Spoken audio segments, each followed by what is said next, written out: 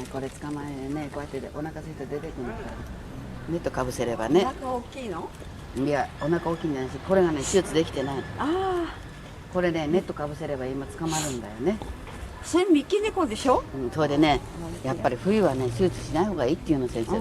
傷口をね、傷口が痛がるっていうのよ。それでやめちゃったの。毛布やね、いろんなの引いて。そこにね、よその猫まで来て、もう固まってね、一番下のが潰れそうな。そうそう、固まってね。そして真ん中にね、赤ちゃんがね、ここ。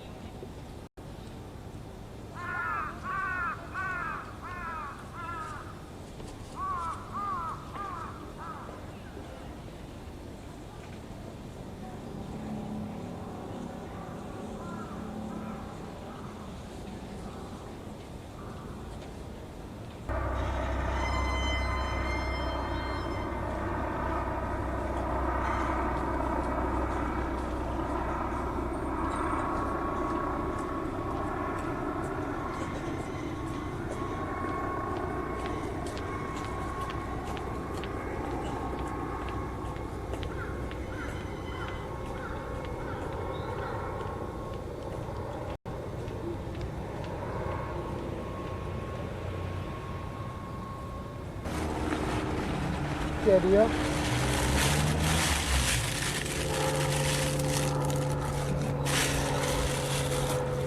やるよ。